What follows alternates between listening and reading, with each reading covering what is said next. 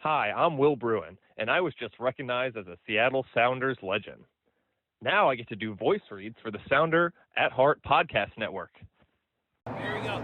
Come on! Hey, O'Shan! Let's go! The Seattle Sounders have done it! MLS Cup winners! Here comes Rueter through the middle to crown it for Seattle! The Sounders rule the region! Seattle Sounders is campeón!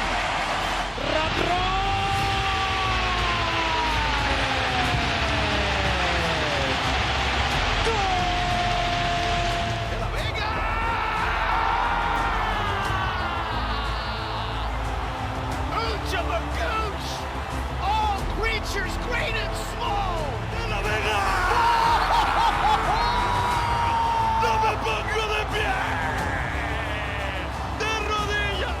You know, what was the thought process in terms of who you decided to use and who you didn't? Ever since Sounder at Heart wrote a commentary that we didn't take Gold Cup seriously.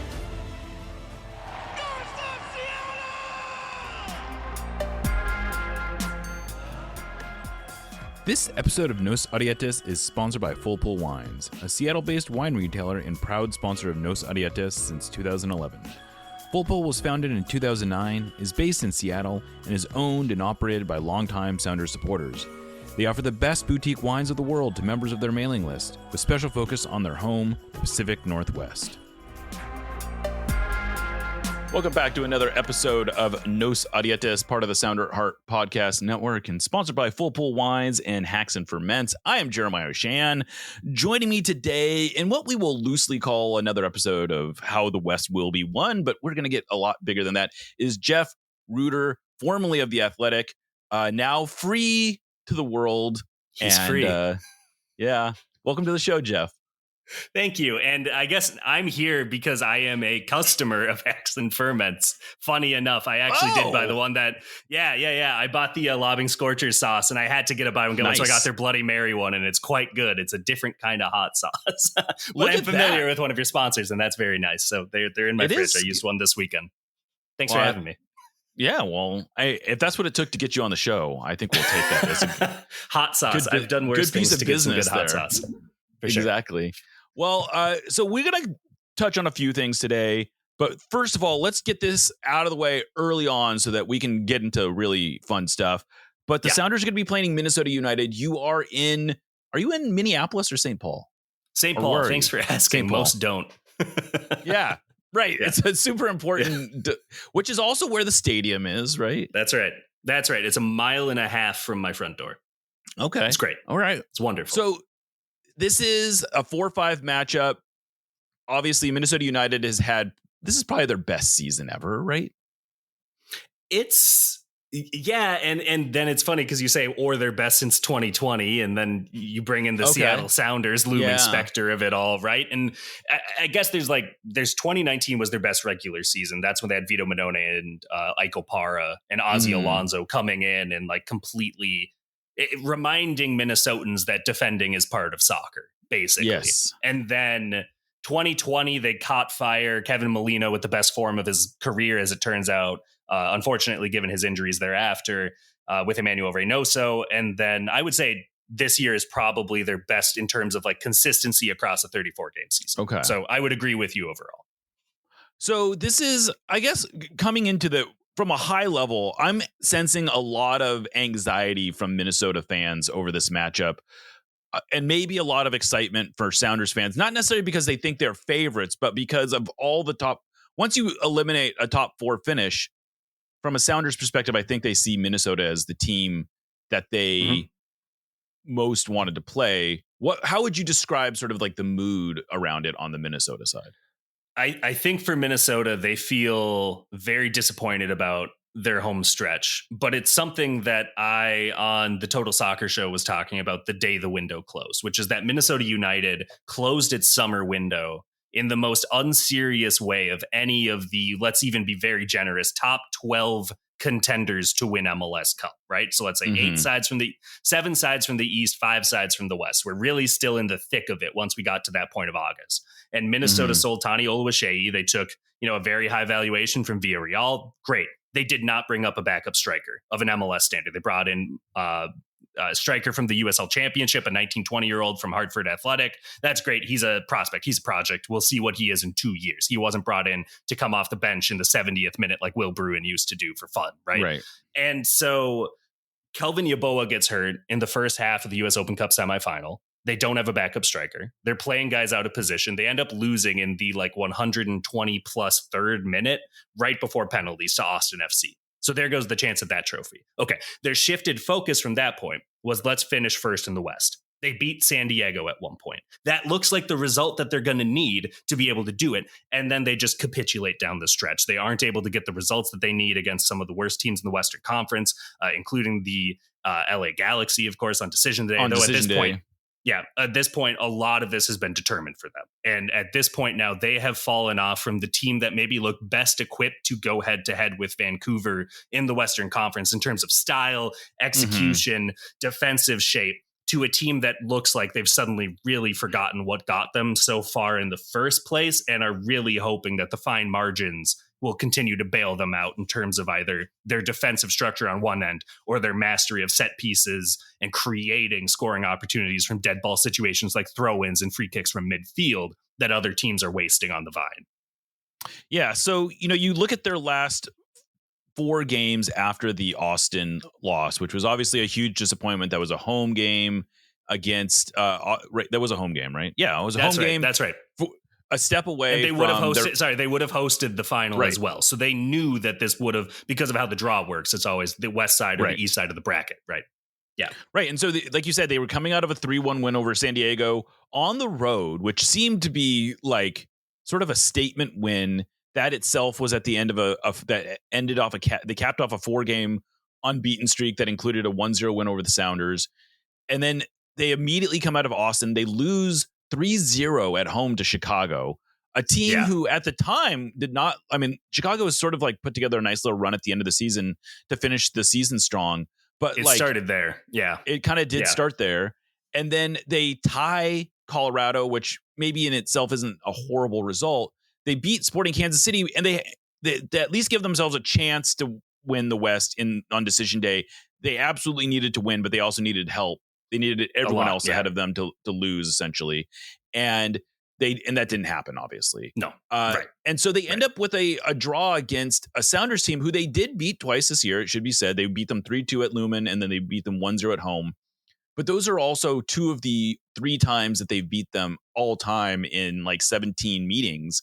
The Sounders have, I believe, a 14-2-3 or 14-3-2 record against Minnesota United all time. And it seems like a situation where maybe tough to beat the same team 3 times in a year, essentially. Yeah, you're getting into the part of the penalty kick shootout where the guy's already made 2 penalties in regulation, and now it's like, do you go left, do you go right, and he skies it. Yeah. That's the fear, right? Is like you're out of options and you're out of your counter option at this point. And what you saw twofold: the 3-2 win. You saw a more opportunistic Minnesota United. Yes, right? You absolutely. saw a team that was wanting to put what is, in my opinion, a pretty slow when backtracking Seattle Sounders defense on its heels. You wanted to be able to play the ball over them, force them into transitions where they just can't keep up, get those clever passes, cutbacks, crosses, simple finishes. And that's what Minnesota was doing in the first one. Then you get to the 1-0 international break. I believe the Sounders started that game without a single designated player in the lineup, if I remember correctly. That could be. It wouldn't be the first time. Right. And so Minnesota, also every team in MLS at that point's gassed, right? And so Minnesota condenses. They play compact. You are correct, by the way. That they had both Rusnak and Morris, and but De La Vega was on the bench. De La Vega was the only player that was actually the only DP that was even available in that game. But That's right. That's right. No, it's one of those, though, where I was very excited for this matchup because I thought it could be like a conference final facsimile. And so once you get to August in the MLS season and you just cannot bring yourself to watch a game that's involving Sporting Kansas City or Toronto FC again, then you are looking for the best matchup. And that looked like it was going to be it. And it was miserable. But Minnesota was able to do what they did, lean into their background, which is, okay, great, set pieces and defend it. And they did that and they succeeded. I don't know what the third version of Minnesota's game plan is anymore. I don't know if they have it because they made so many changes. It isn't just the Tani Oluwaseyi, who, granted, I think Seattle will be breathing a big sigh of relief to see him gone because he was their toughest to contain in transition with kind of like, he doesn't need much of the ball. He just needs it in the right spot. Whereas Yeboah wants a little bit more time the ball. Kelvin Yeboah, their other star striker, who is still on the team. The difference with Minnesota, though, is they got rid of they moved around a lot of parts who you would say are guys, let's say like 10 through 22 in their overall pecking order. And that will change a lot of how your games flow, because these are the guys who are trying to facilitate the ball upfield, coming in to do a job. And so they're more specialists. They kind of have their more limited skill set than your starters, maybe. And Minnesota has a lot of those guys who just simply were not in Major League Soccer until about 2 months ago, who are still trying to acclimate, still trying to learn the country, much less the league, much less the system.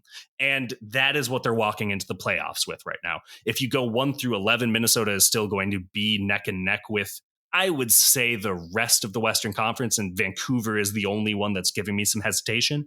But they've left themselves razor thin, where one suspension, one injury could be enough to completely unsettle their momentum this postseason.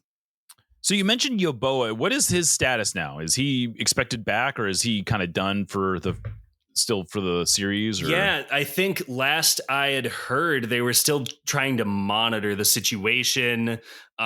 He hasn't been seen in a month at this point. It was him and Carlos Harvey, who is a very important center back from them, a Panama international, who was also hurt, both of them in that semifinal against Austin. I'm not sure. I'll be looking really closely for Andy Greeter of the Pioneer Press and John Marthaler of the Star Tribune, the two like on the ground beat writers covering training. They will be the most updated on Yeboah and Harvey. So go give them a follow on Blue Sky and Twitter and wherever else people look for stuff anymore.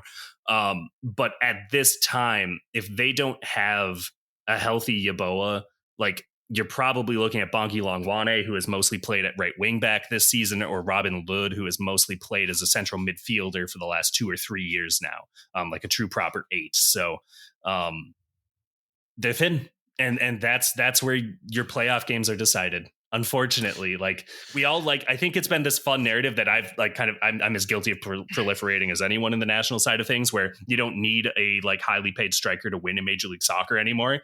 But if you don't have contingency plans, the reason they cost a lot of money is because they're usually consistent and good. And if you don't have those guys, you're just going to struggle in these close games. You simply are. So my read on this, and certainly correct me if you feel like it was different, but in the 2 meetings between the Sounders and Minnesota, I thought the game in Lumen was played almost exactly how Minnesota would have wanted it to be played, which is they got good opportunities. They got out in transition. The Sounders scored a couple times. It was not, I want to say it was I think Minnesota jumped out to a 2-0 lead, and then they were up 3-1 when the Sounders got their second goal. And so it just was never quite as tight as the score might have suggested. And Minnesota, like I said, they just played their game. They got some counterattacking goals. They looked good on set pieces. But then the second game, I actually thought the Sounders did a much better job of adjusting their game plan and playing a game where the underlying numbers would have suggested the Sounders deserved better, for lack of a better term. Yes, and the goal ends up coming from sort of a fluky shots. You know, like is it really a shot, or was he trying to cross that in and Stephen Fry, maybe he misplays it. He doesn't maybe really see it, but it's not the kind of goal. It's not I wouldn't call it a repeatable goal. That's fair.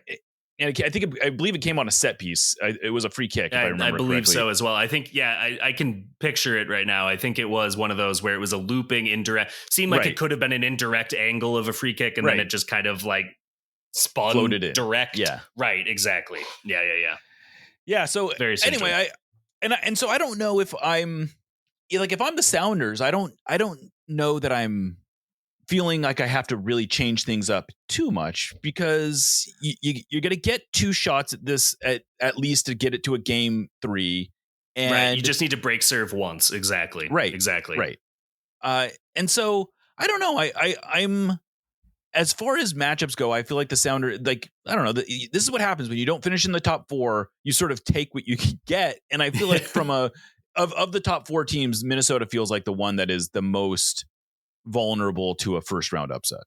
I think so, because the other story of that reverse leg in August, which I think came just before, was it the quarterfinal or the semifinal of the League's Cup? So Seattle is also split on two fronts at this point, too. Yeah. I seem to remember two chances that I'm fully confident Jordan or Musovski or any number of players finish, but Osaze de Rosario, unfortunately, skies one of them and just sends the other one, like I think he directly at the goalkeeper's gut. And that's all, and that's it. And that makes the difference, right? If those two go in, which most strikers you would assume would connect, they're winning this game, and suddenly it's a completely different tone. And Minnesota does not have we won both. Now they're like, well, we lost to them at home. We didn't lose many games at home. What do we do? It's as simple as that. So I think that there's also reason for Seattle to take optimism from that. Yeah, I think when you look at the West, it's a very different sort of feel, because I think right now, we were texting about this last night. The East is known as the tougher conference this year. Yeah. Not all 9 teams in the East won at least 1.5 points per game. That's unbelievable, right? So they collected more points than they dropped. I'm sure it's the first time in history that 100% is the first time. Yeah, it has to be. And certainly in the expanded playoff, to your point, right? Like certainly since we got into this 9 teams make the playoffs debacle of a format. But you look at the West and you have a qualifier, the Real Salt Lake on 1.2 points per game. Like that's the difference. So we've always talked about the West as being weaker. This is the point of the season where I think it changes and say, actually, I think that the West has the better teams. I think that I have more confidence in the top 5 teams of the Western Conference to yield an MLS Cup winner, the Anschutz Trophy, than I do the top 5 teams in the Eastern Conference, which to name them is Philadelphia, Cincinnati, Miami, Charlotte, New York City. It's just like, I think you're getting to a point now where we've seen Vancouver, San Diego, LAFC, Seattle, and Minnesota weather tests better throughout the season, adjust and evolve. Whereas these other teams still have their Achilles heels. You know how you beat Miami if you come up against them. You know how to get Cincinnati and Philly's game models to struggle. I don't think you have that same sort of clear-cut answer with any of the top 5 teams, except now, partly because of their own creating, Minnesota United. And so I think that when you're looking at it from Seattle's perspective, it's okay, well, we're going to have to go through these teams anyway. If you're going to want to make it to MLS Cup, you're going to have to get through at least one, probably 2 of San Diego and Vancouver and LAFC. So let's just get the mini boss out of the way, which is the 4 seed, which is, I mean, this is the matchup that y'all had last year, to be fair, with Houston, right? And it can be ugly. It can be an ugly group because the 5th team feels like we should have been the 4th, and the 4th team barely even has the advantage over them. So like, it's a fun series, but a messy series. And I think if you get into that case, I don't think the Seattle Sounders are going to back down. I don't think Minnesota is either. I'm still really excited about the matchup, actually, but it's worse than it would have been 2 months ago. Or could have been with some smarter operating of the transfer market.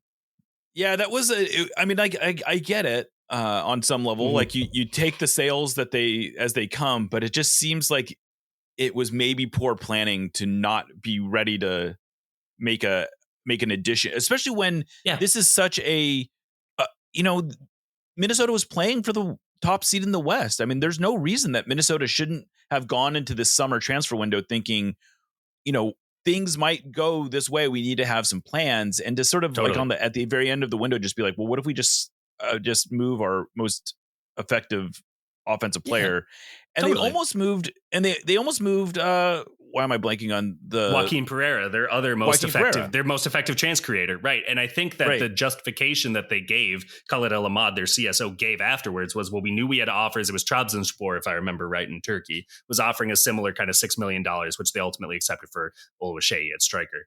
And Pereira was someone who has a previous history of European interest, kind of like De La Vega, where it was like when he was in Argentina, teams were monitoring him closely. He didn't get the move then, so he moves to MLS, and now teams are paying more attention to him again, whatever the case may be. Similar sort of background with him. And so then they bring in 2 midfielders, a 6, which they've needed since Ozzy Alonso kind of fell off in 21 or so. Nectarios Triantis, who did very well in Scotland last year. And I think generally the conversion rate of hard-nosed players coming from the Premiership to MLS is fine. So that has worked out really well for them already. He scored a goal from midfield as well that got some good highlight love. And then Dominic Fitz was a number 8 who they brought in, who said he'll be a good Pereira replacement, who can be kind of like a ball facilitator, more of a progressor, and you need someone else to do the chance creation. He's getting maybe 10 minutes a game. Meanwhile, they don't have a striker. And this is just that thing where it's like they almost assumed they were going to sell the other guy. I would argue that they made the right decision. They just didn't have the make weight. And they didn't have a backup striker in the wings who is of an MLS standard. And now you're seeing it because Kelvin Yeboah has been out for a month. And they're really, really struggling to score goals without him. So I guess while we're here talking about Minnesota, they have gotten a reputation, well-reserved, undeniable reputation for not wanting the ball and just being really good on set pieces. But it also seems like that's evolved a little bit as we've gotten down the stretch. Is this still a team that is as extreme in their game model as they were for most of the early part of the season?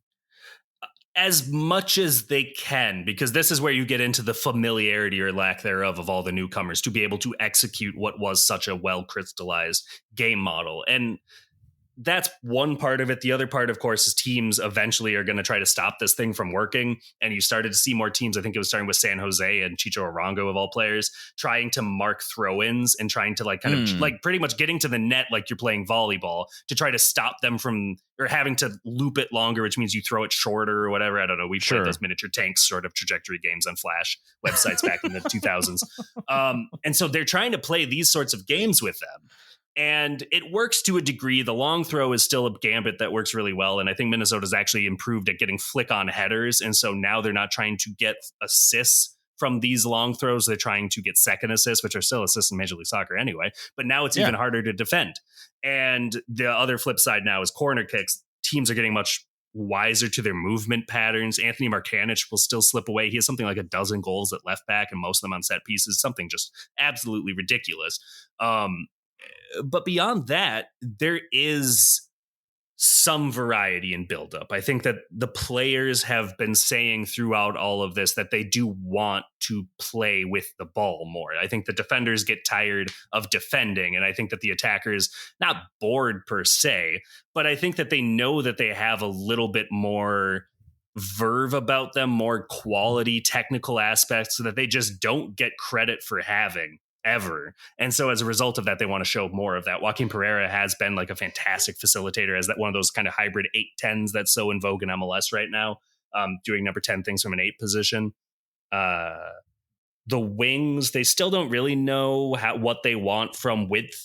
They don't play with wingers. They play with wing backs, but their wing backs will often be told to kind of hold up. And so they don't really have anyone sending in late crosses by the touchline or anything. It's still a very defense first sort of team. And Eric Ramsey has set them up with a mentality to be very tough to break down. It can be unpopular from an aesthetic standpoint, even in its current iteration, which is a little bit more relaxed and loose. And you guys don't really know this system. We weren't given time to integrate you into it. So we're going to make the best of it. They're having to make a ton of those concessions without Yeboah because, again, they do not have a second MLS caliber striker on the roster. So their whole game model has had to change as a result. It's going to be a big, I think it's as big of an injury to watch as any team has of the 18 still in contention for MLS Cup. Well, you are obviously not just in fact, your job was not covering Minnesota United. We just go to you because you're in Minnesota.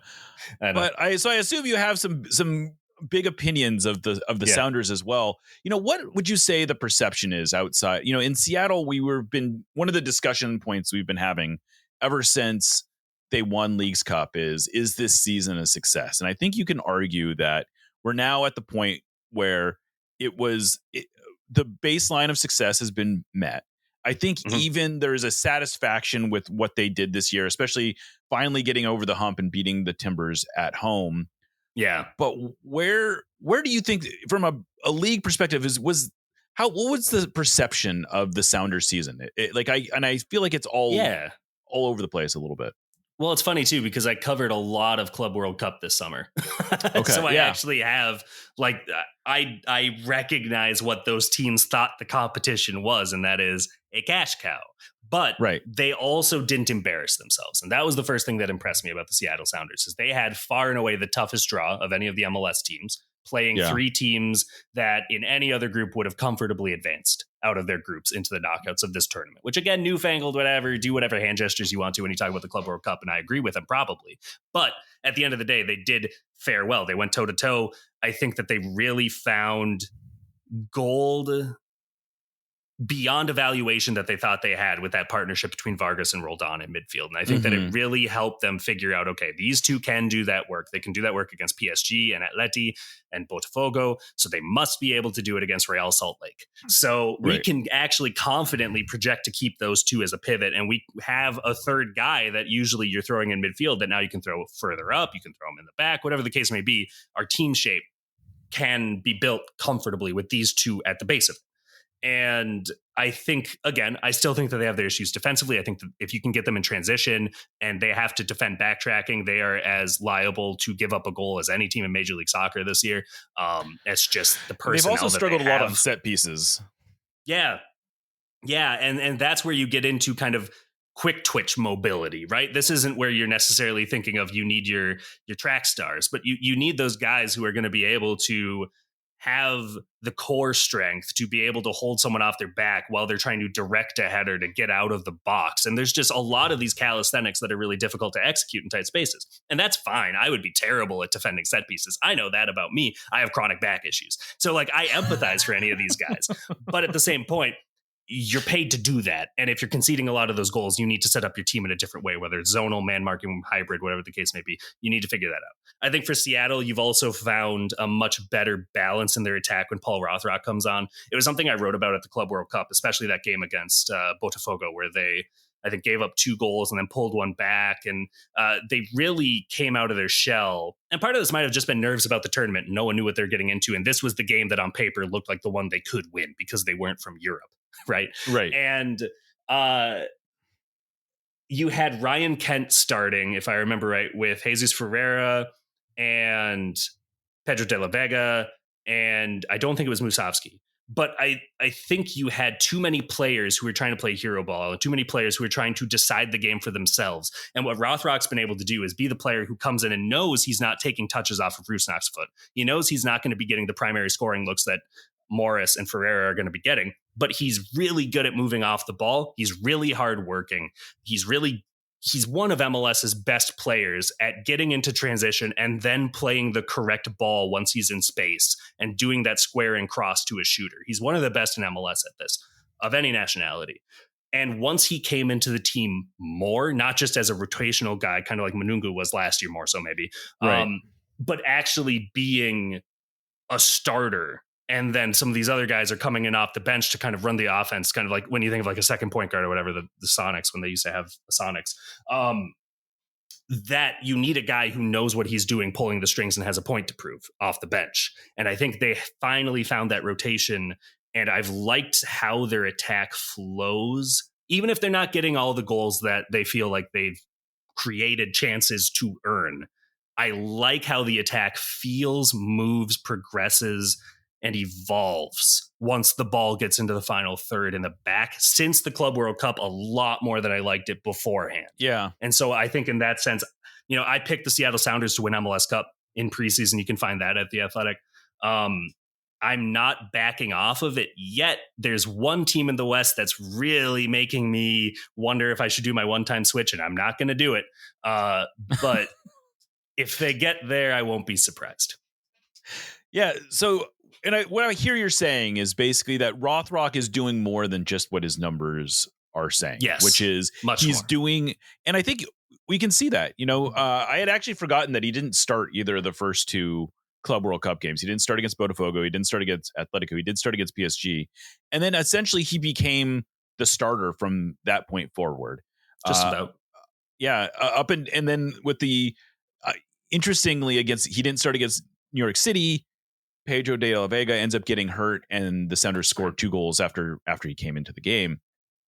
Not necessarily because of him, but he does do a lot of that sort of selfless running, and he does a lot of the work that doesn't always get on the score sheet. But you watch the game and you can see how he is impacting it and how he tends to make the right decision. He isn't doing, he's not making selfish plays.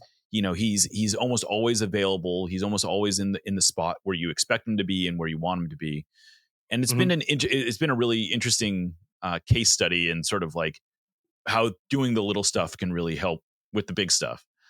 It was really funny. I loved Brian's quote right before the Leagues Cup final of like, yeah, they have the greatest player of all time, but we have Paul Rothrock. Because in my mind, my first thought is, oh, Lionel Messi would love to play with Paul Rothrock. Like he is the exact kind of player that someone like Lionel Messi at this point of his career would be so grateful to have, who's doing all of this sort of work. And he would get so many assists in a system like that and whatever the case may be. But yeah, my other observation with the Sounders since the Leagues Cup is I kind of wonder if the emotion, this actually is a perfect transition into it, the emotion of that moment. And I kind of want your assessment in return too, just for this, but it really seemed like the hype around it, that it felt like a big occasion. Because we started by talking about, is this season a success or a failure? There's like 4 trophies you can win any year in MLS, right? And I'm equating the Open Cup with the Voyagers Cup, right? So you have your national trophy, and then you have CONCACAF Leagues Cup and MLS Cup and the Supporters Shield. So there's 5, right? But it's the same page. Once you get to Canada or the US, they are the same in MLS's eyes. And you won one of them. So yeah, it's a success. Like, period. I think this is a successful season for the Seattle Sounders. I also think that they did much more to evolve past the Lodera and Ruidiaz era this year than they did last year. So that's also a really good step in the right direction. But the emotion of it, the before the game and certainly the afters of it, the fact that like, I think maybe now I have a greater appreciation for like public interest in these sorts of decisions. And I think that there's a lot of the discourse being, is Luis Suarez ever going to play in MLS again? Is Sergio Busquets going to be able to play in MLS again? And then those suspensions come down and they're harder on the Sounder side of the of the breakdown than Inter Miami's. And it looked like it just rattled, unsettled, pissed off to a detrimental extent too much, where it just took a while. Like when I was watching the Sounders this year, I was waiting for the moment they'd flip the switch, do the thing that they did in 2016 and 17 and 18 and 19 and 20, where suddenly sometime in July, they make that one lineup change. And I could have sworn it was Rothrock coming in. And suddenly they're just gangbusters. They're soaring up the table. They finished 3rd in the West, and they're the team nobody wants to face in the conference. And instead they're down in 5th, where they're going to need, what is the cutoff point? I think there's 5 teams in the Eastern Conference ahead of them on points. Right now, it goes all the way down to New York City, 6. which is 56. Yeah, 5. Correct. Yeah, 5. There's 5 teams. So they will need a 6, 7, or 8 seed to advance from the East to host MLS Cup. Or sure, yeah, okay, fine. Orlando and Chicago, whatever. Exactly. Like it does matter, and they are a 9 seed if they advance. They deserve it. They are not suddenly the 8th team in the conference. I do think we should be pedantic about that, but yeah, I don't think that there's a couple of those teams I could talk into, but Seattle lost a chance to host MLS Cup. They blew an opportunity with the squad that they built, which my friend Matt Doyle has been calling one of the deepest teams in the history of MLS, and I concur certainly over the last 12 years, and that's when we're talking about modern squad building where academies factor into this to a greater extent than ever before. I think that they do have that level of depth. They just haven't figured out how to perform at the level that you would expect from a champion. And that's what gives me pauses as they enter this bracket. It's not Minnesota United. It's not about having to face San Diego if they win, who's the 1 seed. It's just the general, they never really embodied their talk. You know, I think of Obed Vargas at the All-Star game telling me that they should win every game 3-0 because of how competitive they were at the Club World Cup. They've just never looked like that team. Yeah, and I would agree. I think there was an sort of emotional letdown after the Leagues Cup, and you can just look at the first game that they played. You know, they jump out to a 2-0 lead. It looks like they're flying against the Galaxy, and then they end up conceding, you know, kind of a dumb goal right before halftime, and they give up another really dumb goal right before the end of the game to drop those points. And those, you know, you can go back, and if they had just gotten 4 more points, they would be sitting in the 4 seed. They very much, and they dropped a lot more than, you know, they dropped a result earlier this year where they led 3-0 at home against the Rapids. And, you know, you just take those 2 points and the 2 points from the Galaxy game, and a game they led 2-0 at home against, at the time, one of the worst team in the league. And you can make it even easier if you'd like to. And remember when we talked about how they outplayed Minnesota and St. Paul, but Osaze had his misses and Minnesota had that Shoss that scored. If that game finishes 1-1, Seattle's in 4th, Minnesota's in 5th. because then they're level on wins. They both have 15 wins. Right. You go to, is it goal difference or goals for? MLS goals difference is now ahead of goals for, but yeah. Okay. So they did fix that. So then it would have been different. You need one more point somewhere else. But like that's where again you look and it's just like a team that's going to be contending to win MLS Cup and also be one of the best teams of the regular season has to get these sorts of results, and they just didn't do it. Right. And, so one of the interesting little exercise I did is I actually went through all the teams drop points this year and kind of like gave them the points they would have gotten if they had kept all those points. And the Sounders did not drop an inordinate amount of points in that from that perspective. They dropped 14 points, which seems like a fair amount, but it's like right in the middle. If you gave everyone all their points, they'd still finish right around where they finished. But what was so painful about with the way the Sounders dropped those points is they dropped a bunch of them late in games. So they had the Galaxy game where it was like the 87th minute. They had the Austin game where that came in stop. It was like the last play of the game, essentially. They had and so you can kind of go through and find actually quite a few. They had Atlanta where they gave up the goal also essentially on the last play of the game. They had a Charlotte game early in the season where it was an own goal very late in the game. So there's all these kind of late drop points that end up, those catch up. Just sort of like not feeling like the season ever totally kicked into gear, and they sort of just like shown that they can do it. It's just that they aren't able to do it on. And this was what's funny is that they won the last 3 games of the year. I'd say none of those 3 games did they look great in, but that was the only 3-game league winning streak they had all year. Of course. That's just how these things work out. And to be fair, it's one of the few where they played 3 games in a row in Major League Soccer without all these other things getting thrown into the mix to complicate it, right? But I mean, like you look at like even the breakdown of how long each team was winning and losing in their games, and the Sounders, like 45% of the time in their games was spent with a level score line. And they were winning 33% and they were losing 22. So at least you had a better balance there. But that's a lot of time where you're leaving things up for grabs, right? Yeah. And you look in 33%, that's about bang average for an MLS team to be leading. And I know that you kind of look and you're like, well, you would assume so, right? But like teams will have 40% or more level because of how games work. Games start at 0-0. Right. They don't start with the team winning, right? Like it's just simple logic sort of stuff like that. And Seattle just wasn't ruthless in the way that maybe we expected them to. And I have a bigger concern about that lack of ruthlessness with other teams like Orlando City. It's why they fell to 9th after being in contention for top 4 in the Eastern Conference. And, Minnesota maybe, to be fair, but I think that they're ruthless by their own definition of it. But I just think when you look at the Seattle Sounders, I think that you see a team that is very comfortable with the ball in its defensive half. If they have to recirculate back to Reagan, if they have to recirculate back all the way to Stephen Fry, they're not going to necessarily be panicking as much. But once they move the ball into the attacking half, I like how it flows. I like the movement they have. My concern, though, is whether or not they know where the final ball is supposed to land and who is. And part of that is, again, you've had a rotation at striker throughout the season for Seattle. So you don't like strikers have their preferences. Zlatan wanted the ball in a very different spot than Clint Dempsey wanted the ball, right? But they both wanted the ball consistently in similar spots for them so that they could do what they do best. And there's no right or wrong answer. You just need a consistent answer to be able to tailor your game model in the final third. And when you're going from De Rosario to Morris to Ferreira to Musovski. Manungu actually did get a start in there as well. There you go. Why not? Let's just throw another one in there, right? Like, it's just like all of those guys are going to want to play in a different way. And that has knock-on decisions. Like, I understand. I empathize with the players. Like, this is a better group of players than their record showed. But they never coordinated their availability to be able to show it. And so they could now. They possibly are equipped right now. And that's why I'm not backing off them as my MLS Cup pick.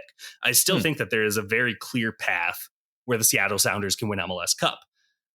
Granted, I'm also pocketing my one-time switch for a round later if they lose, but I think that as it's constructed, I don't feel like it's delusional to look at the Sounders group and say head to head, I like them better than LAFC. Okay. I like them better than San Diego. I have a lot of questions about Vancouver. I think that's clear. And then when you get to the East, I think I like the top 5 teams in the West better than I like pretty much any team in the Eastern Conference to win an MLS Cup one-off game. So you just need to get through this side of the bracket. And weirdly, it's going to look a little bit easier because they are so... The East is weird. You have these stylistic splits between the East and the West, where the East has a similar climate, a more similar climate throughout the bulk of its teams, so they can play in a consistent game model, because it's not going to be like, you're not going to Houston in July, guaranteed, every single season, and Dallas and Austin and Salt Lake City, where you're playing all these 90-something degrees and humid games, and we haven't even gotten to Missouri. Like, you need to set up differently. You need to be more nimble in the Western Conference with how MLS has set it up geographically based. And as a result of that, I do think that the West has more of an advantage, because I think that they are more adaptable than the best teams in the Eastern Conference. Well, that's a good place to take a break. We're going to come back and we're going to zoom out a bit. We're going to talk about the field, and we're actually going to get into some of our end of season award picks as well. You're listening to Nos Arietes.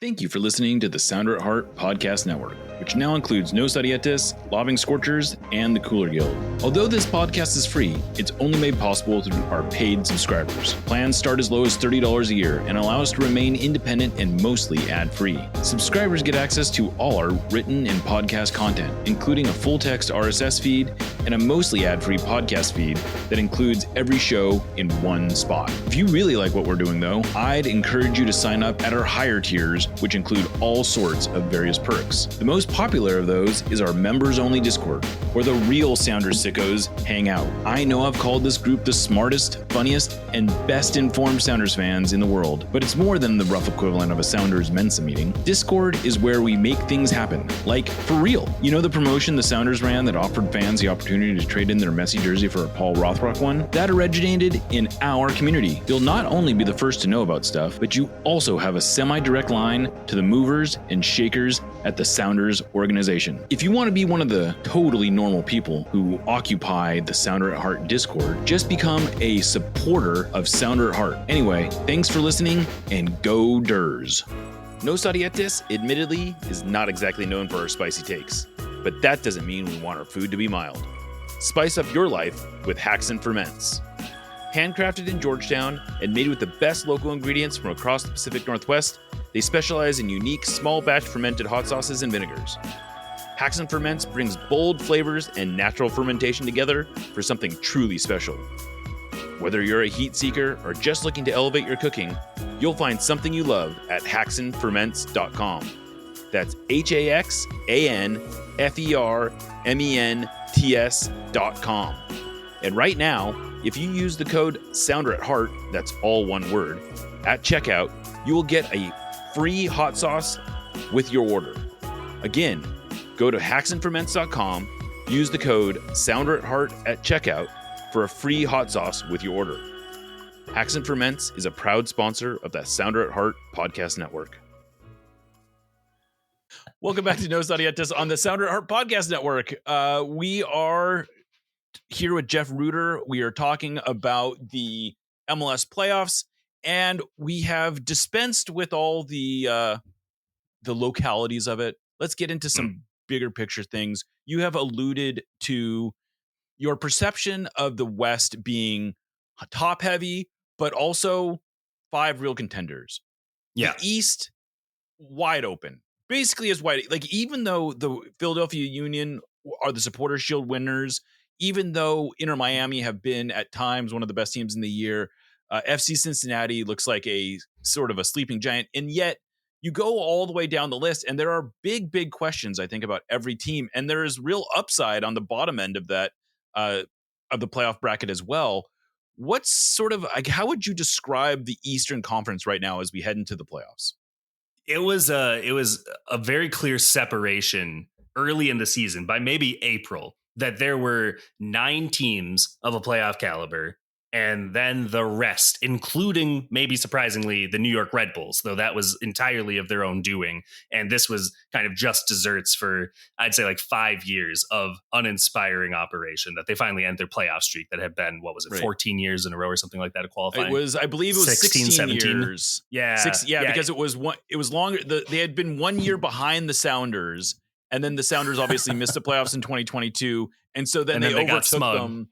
Yeah. Right, exactly. And they And kept here getting they in are. by the skin of their teeth.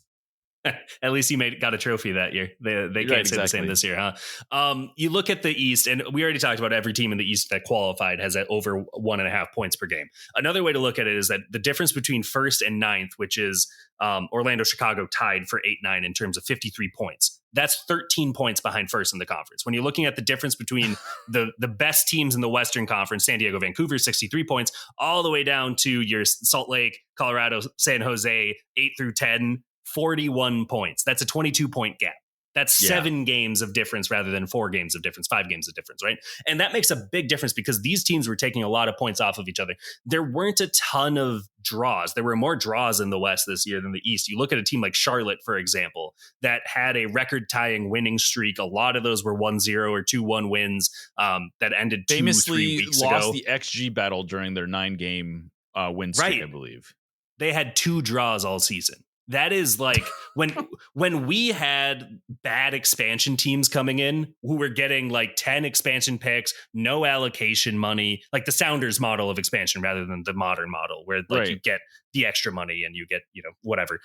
You would expect those teams to get 2 draws because they did not know how to hang in close games with real MLS opposition, right? Charlotte is the 4 seed in the Eastern Conference. They finished above New York City. They finished above Columbus. People maybe didn't expect that. They finished above Nashville. That's a team that I think has generally been looked at as kind of similar to Seattle in a very different way. A team that's just a little better than their record indicates that they are. That feel like more of a contender than their place on the table suggests they should be, right? And you have more of those teams. You throw in the fact that Miami maybe hasn't looked any better with Rodrigo de Paul. That's not great. You throw in the fact that Miami is as reliant on one player as any MLS team ever has been. And yeah, they picked the right player to do that. If you're going to be that reliant, like I think Ricky Puig is kind of the alternative for the Galaxy in modern times. And they suffered for it, certainly. But I look at Miami and I think that that's still a team that's very susceptible to lose games that they shouldn't. I think that you look at Philadelphia and we haven't seen we've seen teams win supporter shields with energy drink soccer. We haven't seen them win MLS Cup. And this is the latest version of it. And I'll believe it when I see it. But I think that other teams in the East, much less the West, are going to be able to get through Philadelphia. Cincinnati, they've struggled with injuries in their midfield. They've found it very difficult to get ball progression consistently and to get the ball to Evander. And then Brenner came back, but Kevin Denke, their one-time briefly MLS record signing, who then was usurped by Emmanuel Ladela. How'd that work out? They are struggling to get the results that they feel they should as well. They only have 5 draws. So like they just aren't close game teams. The point tallies are inflated by some really bad teams in the East. DC United, Atlanta, Montreal, Toronto. Those are New England. Those are 5 of the 8 worst teams in MLS this year comfortably. So it's a really screwy balance this year. I love it.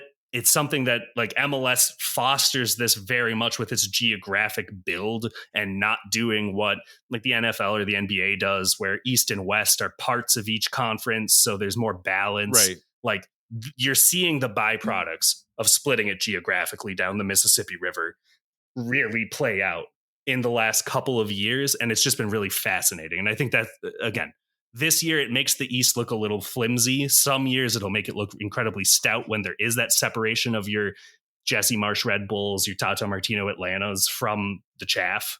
We just haven't seen that this year. Yeah, and so I guess from a Sounders perspective, the thing we're most interested in, we'll talk about the top of the East too, but if you're going to pick one team, if you're going to give a Sounders fan hope that they may actually manage to host MLS Cup, which of those teams from the bottom 4 spots in the Eastern Conference do you feel like has the most capacity for a serious run through the Eastern Conference? I think that there's 2 genuinely viable teams, and we talked about them earlier. It's Columbus and Nashville, I think, are the most viable. Nashville just embarrassed itself against Miami. They now have to play them again. That's tougher. So I think I'm going Columbus. Columbus also ended up on the relatively leaner side of the bracket. And I think that Columbus has really, like, they've been to scale. Atlanta has been the biggest underperformers of the season. But to scale of the playoff teams, it's Columbus, right? Yeah. And Columbus is a team that I think everyone was like, okay, they were the 1 seed. They won MLS Cup 2 years ago. They were the 2 seed last year. Brought back a fair amount of their core. They just lost Kucha. Well, I think that they found that Diego Rossi is more of a Rothrock than a Messi in terms of thrives playing off of a guy like Kucha rather than being the focal point. And so their attack struggled. Daniel Gazdag did not transition at all from Philadelphia after his cash trade. They've looked worse, but their game model has succeeded in the MLS Cup playoffs recently. So I have more confidence in that. They're up against Cincinnati. That's a matchup that, throw form out the window, blah. You guys you hear it every time the Timbers come to town. But at the same point, there are certain matchups where you can't really look at the last 5 results head to head or last 5 in the league or anything, right? Like, it's just going to be on the matchup, who's more locked in and who executes the game plan better. And I think that Noonan v. Nance is one of those great coaching rivalries we've seen in terms of the tactical ideologies. So if they get through Cincinnati, then they get the winner of Miami, Nashville, probably Miami. I back Columbus to beat Miami. And then you would get to Philadelphia or Charlotte or New York or the wild card team. And I think at that point, Columbus will like their footing as well. So I think Columbus is your best bet. The consolation worth mentioning, Nashville's on the same side of the bracket. So if they got past Miami, then they're riding high of we beat Inter Miami in the first round of the playoffs. We can beat anybody. And that's when you could say, okay, maybe they can get through Cincinnati and Columbus and Philadelphia and Charlotte or New York. So, I think that there is a realistic possibility, especially like a Seattle Columbus rematch 5 years later. I could see that being the most likely of the scenarios that gets MLS Cup to Lumen. Yeah, I would say so. Yeah. And we're not necessarily saying that's the most likely MLS Cup matchup. Just that no, of course not. Right. If it's going to be Sounders against hosting at home, that's probably who it would be against. Yeah. So removing that part of it, who do you like coming from the East? How do you sort of see the playoffs? Who are your favorites going into this? You've said that you like the Sounders still, but who else are especially from the East, do you like? It's funny because the teams I like the best finish 5, 6, 7, and that's not really useful. But across the season, I liked a lot of New York City, Nashville, and Columbus. Just in terms of their potential, less Columbus, but I think especially Nashville and New York City, I liked a lot of what they were doing. I liked that Mukhtar and Surridge really found a partnership that Mukhtar had previously never had with the revolving door of strikers that he had gotten. New York City looked really coherent in the second half of the season under Pascal Janssen after that coaching change. Alonso Martinez is one of the most informed strikers in Major League Soccer. I also think that they have one of the best midfields when you look at Keaton Parks and Maxim Morales has been in and out a little bit. Johnny Shore has not been playing as much, but on 22 under 22 defensive midfielder, those are a rare breed to get, especially at 18.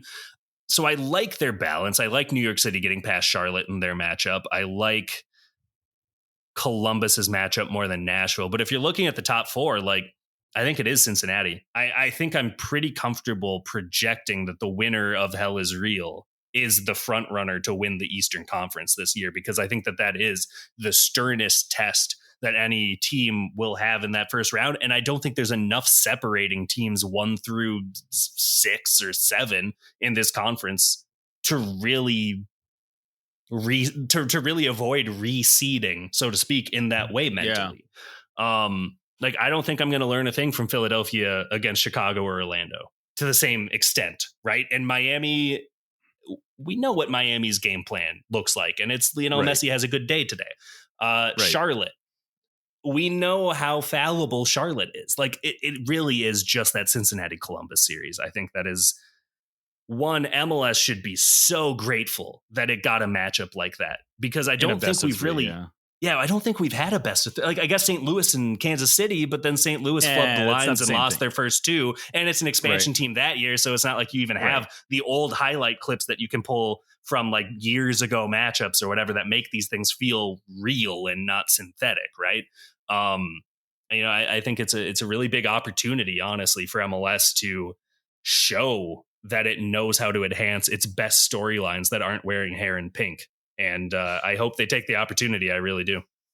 Yeah, it's an interesting, for sure, it's a fascinating matchup. And I think that makes a lot of sense for the sort of the favorite. And I think I want to dig into Philadelphia has routine. A lot of people have expressed skepticism about Philadelphia. And I think that's I think for a lot of people, that seems odd for a Supporters Shield winner, a team that frankly clinched the Supporters Shield with a game to go, didn't have anything on the line in the season finale.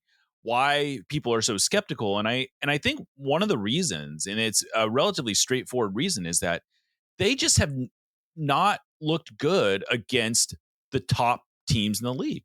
You know, you look at they lost to Nashville in the Open Cup semifinals. They lost to Vancouver 7-0. Granted, a rotated lineup, but they lost it. They lost to 7-0 to the Everyone Whitecaps. rotates in MLS. You have to rotate. Right. That's part of the design of the league. You can't lose by 7. You can't. They lost to they lost to Nashville in the regular season. They lost to Columbus. They lost to New York City. They lost to Miami. They actually lost to Nashville twice in this thing.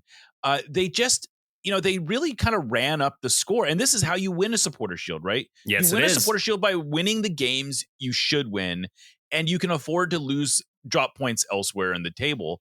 And that's exactly what Philadelphia did. And that's not to take anything away from what a great season this is. This is a team that they won a trophy. They didn't make the playoffs last year, right? Right. Yeah, because I think they dropped more points than any team in the league from winning so positions. They fell from winning positions. Thank you. And so I think then they went from pretty much what would have been the 4 seed in the East to missing the playoffs entirely. And then Jim Curtin has shown the door. Yeah. Right. Yeah. And then they didn't do that this year. That was the other thing that they didn't do, is they just didn't drop points. They they dropped 8 points from winning positions all year this year. And that's frankly, that's a recipe for how you win a Shield. You win the games you're supposed to win. And again, not to take anything away from them, but I think that sort of explains why they aren't everyone's favorite and why a lot of people don't even have them in their top tier of contenders. And I think that they've also had one of those injuries you can't afford to have after the summer transfer window closes, where Quinn Sullivan tears his ACL. And the reason they were able to trade away Daniel Gazdag was because Quinn Sullivan was a far better fit as the chief facilitator in a kind of breakneck, defend counter sort of system like Carnell Ball will be. Sullivan is an excellent transition operator. He's very good at finding that pass, at dribbling by guys without losing speed at all.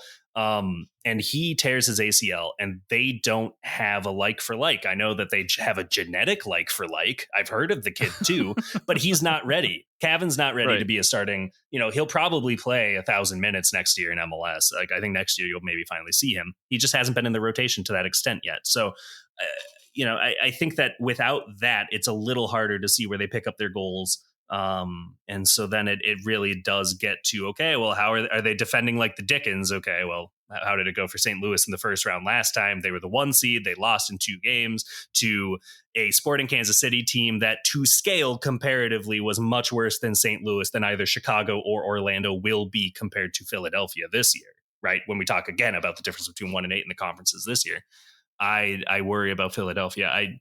Look, I thought that they were going to fall off at some point, but eventually remembered that the Shields are just won by teams that don't get hurt and that don't drop points from winning positions. And they did those 2 things until they did get hurt, but it was late enough in the season where it wouldn't cost them the Shield. So for them, they've had a successful season. They have a good springboard for year 2 under Bradley Carnell, with Ernst Tanner continuing to cobble the roster together and turn over the academy kids as they leave. But just this year, they don't intimidate me as a team that is built to thrive over the next 6 weeks, like I see from 5 teams in the Western Conference and probably 5 or 6 teams in the East.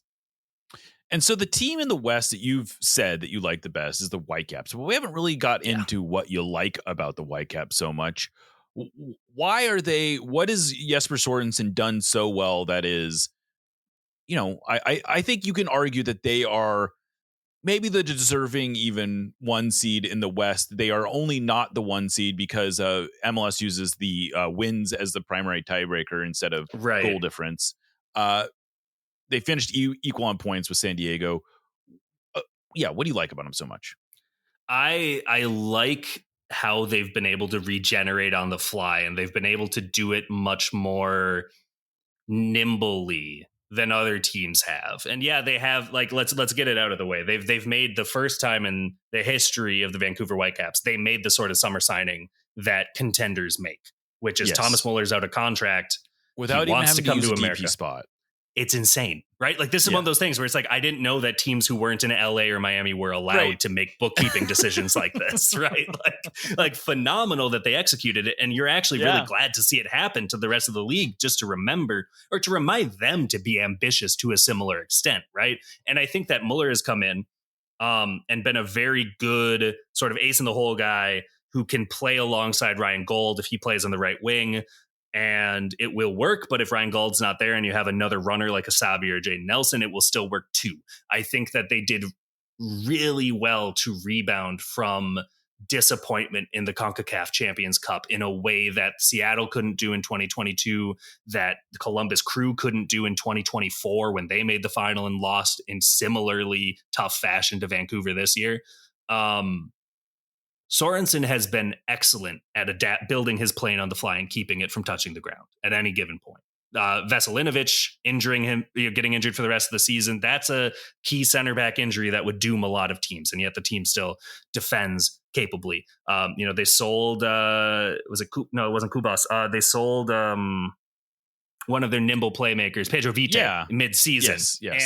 And they were able to just say, okay, I guess we play with a 10 now. Welcome Thomas Muller. And it's worked fine. Like, I think that they are better equipped to roll with the punches, maybe is a good way to put it, than San Diego, who did not show that they had that sort of thing. Once they fell behind in games, they really struggled because their game model was now playing against an even more difficult defense when they're just trying to, win possession and tire opponents out. Minnesota, I don't think that they've adapted as well as they need to, but they have a game model that wins close games.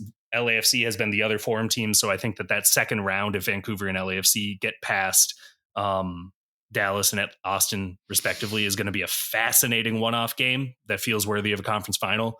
But yeah, I like the core. I like the it's one of those where you also then look at lineups and say, I'd like that guy, I like that guy, I like that guy, I like that guy. And if you're doing the combined 11 sort of thing that used to be all the rage in social graphics in 2016, you'd probably pick 7 Whitecaps, right? Like, one of those sorts of things too, where this year, unlike the teams under Vanni Sartini, they do have a talent advantage as well. Right. And it's just fantastic to see from this core of players how, your Sebastian Berhalters and Brian Whites are in the form of their life, and all these Tristan Blackman, Takayoka in goal. I like the Vancouver Whitecaps a lot. I won't be surprised if they make it to MLS Cup. And I don't think you've even mentioned that they played almost this entire season without Ryan Gauld, who has been a MVP candidate for each of the past 2 or 3 years. And he is now back, and he hasn't necessarily played a ton, but he does look like he's ready to be a contributor going into the playoffs. There's a lot to like about the Whitecaps, and I don't know, we've talked about this before on the show, but it's funny. You would think that with a Cascadia rivalry that Sounders fans would be just as interested in rooting against the Whitecaps as anyone else, and that's just not true. No. Like, I actually I was rooting for the Whitecaps to pull it out against Dallas in the season finale because I wanted to see them finish atop the West. Now, I will say, if there's a concern that I have about the Whitecaps, it's this. So they, as a result of not winning that game or not getting the point that they needed from the Dallas game, which was at home, they lose Laborda to a red card. He was already a emergency option for them at center back. They are woefully thin at center back. So I guess Ralph Priso is the player that's probably going to have to step in to play there at center back for him. And then on top of that, Dallas is going to be getting back. They didn't have Peter Musa. They didn't have Logan Farrington for that game. After Musa's insane yellow card in that second to last game against LA. Yeah. Right. That's right. And so all of a sudden, Dallas has a couple of their, really good offensive players coming back into this game. Vancouver is going to be missing one of their better defenders in this game. How concerned are you? This is not a long-term concern, but this is a concern for at least game one. And, you don't win game one, that puts you really behind the 8 ball. How much concern is there for you over that? I think that they've had to find out how to shield that second center back pretty well throughout the last, because I think it was All-Star week when Veselinovic got his injury. Yeah. And so like they've had some time at least to work out how do we hide this thing. And has it been as successful as it needed to be? Well, no, they're the 2 seed, not the 1, right? So to your point, they are dropping these sorts of points. Dallas is a fascinating one because I think most years Dallas doesn't make the playoffs. And I think that absolutely they deserve that, right? Because they were in a scenario where they went all in on building with a new coach around Lucho Acosta. And then Lucho Acosta decided, I'm super done with MLS, regardless if I'm on an MLS roster, and has to get kind of shown the back doors before things really blow up. And they've gotten better for it, thankfully, which is good. Musa is a genuine top 5-6 striker in Major League Soccer on his day, so he is a serious scoring threat. I've seen more guys kind of come from North Texas, like Sam Sarver has really impressed me down the stretch as one of those kind of hustle guys who's going to be actually kind of has a little bit of Rothrock to him with his like, I'm trying to play high octane, but I'm also really clever with the ball at my feet and I can make good decisions as well, which really separates me from a lot of these sort of hustle guys that you'll see coming off the bench. I don't think Dallas is ready to take down a giant in a knockout series. But this is where you get into MLS. I wrote a column about it last year that obviously I don't have a place to write this column this year. But about how the playoff format is just not, it doesn't justify a good regular season a lick because every team gets to host a first round playoff game. So teams don't win 2/3 of their home games in this league. So of course they're going to be susceptible, especially if you're tied after 90 and you go to penalties and anything can happen at that point. There's like no advantage to a good regular season. So sure, like I would feel a lot better about Vancouver if this was a 1 or a 2 leg than a 3 leg. I'll put it that way. Mm-hmm. But the way that it's set up right now, upsets have never been easier because there's no other time in soccer where you can, it's rare. It's very rare. This only ever happens like, I'm thinking of like Barcelona and Madrid in like 2011 or whenever that was when they had like 4 games in 16 days and they've made about 50 documentaries about this stretch of time already.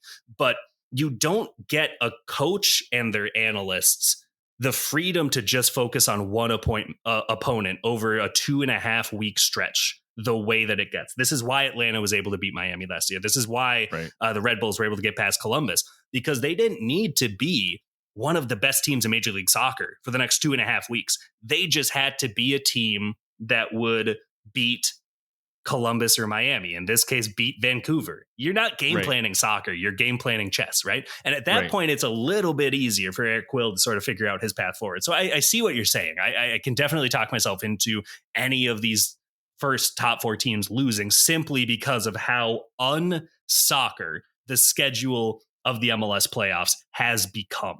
It is not conducive to the sport's usual flow at any point of the world. But it is a very strange environment that they've created. Yeah. Like the best of 3 is just, it's such a novelty. And I enjoy, I enjoy learning more about this beast, but the more I learn, the more I'm just like, I'd be so pissed if I was a top 4 seed. I would hate this format. And I would love it if I was 5 through 9. I would especially love it if I was 8 or 9 and I got through the wild card. I have some momentum and now I just get to go and just be like, we have nothing to lose. Everyone's expecting us to lose 2 games 5-0. Let's beat them. And it's happening. We've had the 1 seed fall. This is the 3rd year of this experiment. We had the 1 seed in the West fall in 23, the 1 seed in the East fall in 24. It's possible. It definitely is possible. So the other team that at least, like, I don't mean to discount San Diego. I do tend to think that there's something to be said though about playoff experience. And this is a team that has virtually none. Anibal Godoy is the only starter who has any significant playoff experience. They have maybe 3 other players that have literally any playoff experience. That sounds right. And I think they'll probably figure out how to beat either RSL or the Timbers. I'm much more skeptical though when they go up against the winner of the Sounders Minnesota series.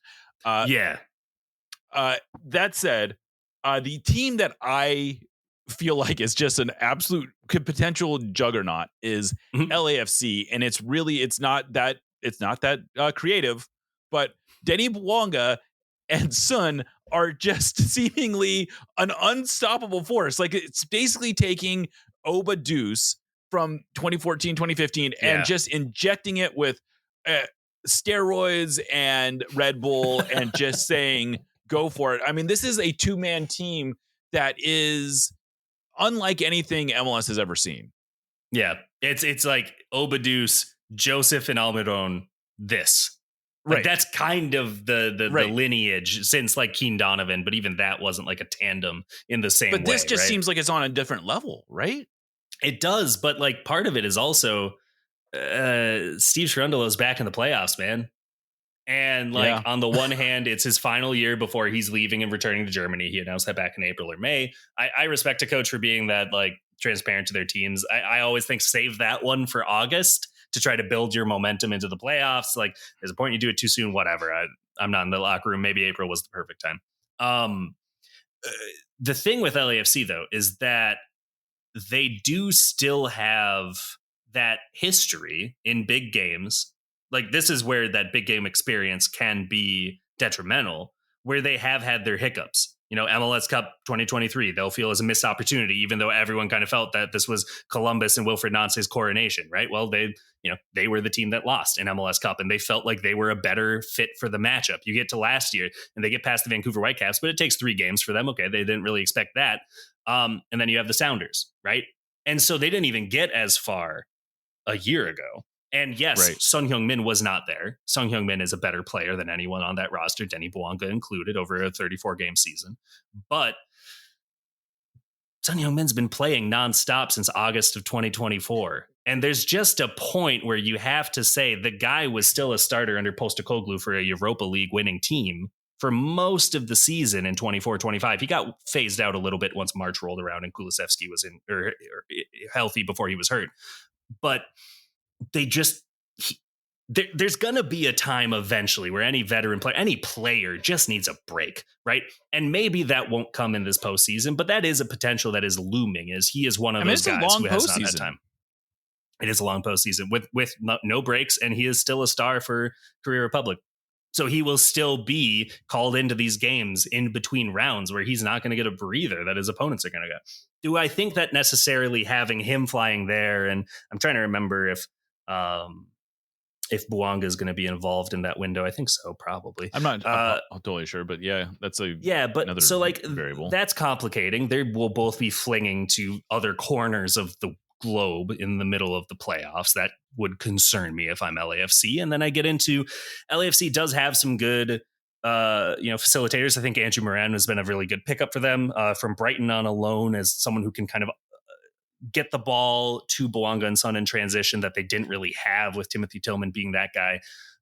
So I like some of their matchups, but I still just Cherundolo in big games will play it conservative to such a detrimental extent so often that unless they have an obvious talent advantage like they did in MLS Cup 22 against Philly, I still have my concerns. And I would still say I think Vancouver, especially after losing in the first round to LAFC in each of the last 2 postseasons, will feel like they have an axe to grind this group of players, even with a different coach against LAFC if both teams get out of the first round, because they would be 2-3. And then, San Diego, Minnesota, Seattle waiting for them on the other side of the bracket. Maybe it looks a little easier than Vancouver, but I don't know. LAFC is just it's an anomaly to me. It feels like if I had a global city and one of the best sporting directors in Major League Soccer and one of the most wealthy ownership groups in Major League Soccer and a stadium we control and a great brand, that is not how I would want my team to play soccer. Like I would not want to set up to be like an underdog on the field the way that Cherundolo does. But that's what they do. And we'll see how it goes. Yeah, it is strange. And yet on the other hand, I mean, I guess, and the other thing I think I'm worried about to a degree is they are so dependent. It seems they've become such a 2-man team that if something happens, if they are one of them is having an off day, that they are very susceptible. And as good as they are, and by the way, Gabon does play on that November 13 window, so you're going to potentially have both of them returning from international duty, piling up. Even though Bouanga seems like he's a robot and he can just get off of a plane and do anything, it does seem to cause some area for concern. All right. Before we get out of here, I thought it'd be fun to go through our end of season awards And we don't have to go through your whole list, but Sure. and I think there's a lot of consensus here. Everyone seems to agree that Messi. There was some debate last year as to whether or not Messi really played enough to be MVP. Right. Yeah. That's not an issue this. I was making that argument too last year, to be fair. Yeah. And I think a lot of people made that argument. I don't think wrongly. He ended up the way he played. I know for me, his last game of the season is what sort of closed the door on it and was like, okay, he deserves to be MVP. Yeah. But yeah. This year he's had maybe the best season in MLS history. I know Carlos Vela had more. I think he had one more goal and assist, but he did it in 300 more minutes. Right. So correct. It is really an amazing season that Messi has put together, and he capped it off with this unreal performance against Nashville. I don't know that there's going to be much of a fight as far there as shouldn't that goes. be, but it is very interesting. And my former colleague John Muller pointed this out on Blue Sky over the weekend too. Like the greatest player of our lifetime, if not any lifetime, just had arguably the greatest season in Major League Soccer, and no one really seems moved by it. Yeah. Right. Which is just like, it's an interesting. Yeah. Like I kind of equate it to just people having burnout of like kind of big franchises being pushed over and over. And there's that sort of fatigue. Yeah. I mean, and that's sort of my read on it too. And it's that I don't know what the 99th percentile version of Messi coming here really looked like in terms of because he's been a success on the field. Even though he hasn't won MLS Cup, he's had trophy lifting moments. He's been in trophy lifting game. I mean, the League's Cup was a wonderful, I think even if he obviously maybe it wasn't the result everyone wanted, but it was a spectacle. It was absolutely an event. And yet there isn't this buzz about Messi being here. And I almost wonder if it's partly because it just got overdone so quick. Like it was just so like bludgeoned over your head. But I also don't know that there was the way that MLS has been set up so much is you root for your local team, and the national narratives have never really been sort of the focus, even though the league has made efforts to do that. It's just a league that has lended itself to local interest primarily, and it goes from there. So I don't even know what a league wide, what a win for the league would have been with Messi, but I think Muller's. No, you go ahead, because I completely agree with you. I don't know. I don't think they did know, because Muller also put out a piece that he had written at the time where he was trying to figure out what does this growth look like. And it kind of boils down to a quote from Gary Stevenson, who is a very influential executive at MLS. He has a lot of control over like how it looks on Apple and some of the decisions with like their partnerships that they'll make and whatever in their ecosystem. And Stevenson just said, by 26, we assume that we will double our fan base. You can imagine what that means. And then we'll try to double it again. And that was like the full quote. Genuinely, I'm not skipping anything. I'm not boiling this down to make it sound plain speak. He said that. You can imagine what that means. It's like, no, I can't, because it hasn't happened. So what should we expect? What are we looking for? And it hasn't happened. There's no way they've doubled their fan interest, right? No, maybe globally, maybe you can say we've picked up a bigger footprint in Argentina than we ever could have dreamt of having, and therefore we have doubled it. Sure, that's cute. Who are they buying jerseys? Is that going to last? Is it going to last? Are they still going to be here in 3 years, at longest when he's gone, or whatever the case may be, right? The other thing with Messi that's really interesting too is that there is franchise fatigue. It's been 15 years we're at like 18 years now, where every conversation about soccer at the highest level starts with Messi and Ronaldo. And they're still going, and there's still big deals in each of their own sort of non-luxury league. And I think a lot of people are just really tired and just really ready for new stars. And I think that they want to know where to go next. And so I think it isn't even really anything that could have been controlled by MLS on this side. It's just like, there has never been an athlete who has been as adequately covered to an extent where there just isn't much mystery beyond what he does on a field than Lionel Messi has been in the 21st century. And that's okay. But like, then how do you build off of that if everyone feels like they really already have a crystallized feeling on the guy, right? Right. And so then you get to this situation. And like in 24, I voted for Cucho Hernandez for MVP because I thought, first of all, he played like twice as much. And second, he was about just as important to another Shield contender. So that was great. Ricky Puig would have been a very good MVP pick as well in hindsight, but he was more important in the playoffs, as we found out. So that's fine. I think with Messi, there just isn't an alternative. Are you going to get cute and say that someone with 15 fewer goal contributions should have won it over him? that because you have to. That's what your argument has to be. So you almost have to do the super clever, the best defender or the best two-way midfielder is more valuable. The best non-Messi player is really what you're looking for. It's sort of like the same, back in the 90s when it was like Michael Jordan could be MVP every year. So you come up with a reason why Charles Barkley should be the MVP. Exactly. Or why Tiger Woods can't be the golfer of the year because it's like, that's boring. So Phil Mickelson. They came up with a great way to stop that run, by the way. But I completely agree with you. Like it's there's just a fatigue. And now it's hit here. He'll be the first back-to-back MVP in MLS history. I think the second player to win multiple MVPs with Preki, if I remember right. Yeah. So you're supposed to leave Preki out of it so that we could do the do you know who the second the other one is? But it's so disingenuous with you and me, though, isn't it? I think that, yes, but that's where the money is, and that's why that's why I'm a free agent. Maybe. No, I think that. Look, if you want to win 2 MVPs in Major League Soccer, it's so easy. Just like shorten your name to 5 letters and make sure it ends with an I. That's all you got to do. Look at that! Pulling it together. Yeah. I think there's probably everyone's seen it. It's actually very convenient because Anders Dreyer is probably the second pick for MVP for most people, and it's very convenient that he's up for Newcomer of the Year because he's now the runaway winner or Newcomer. It's of the like the safest ballot.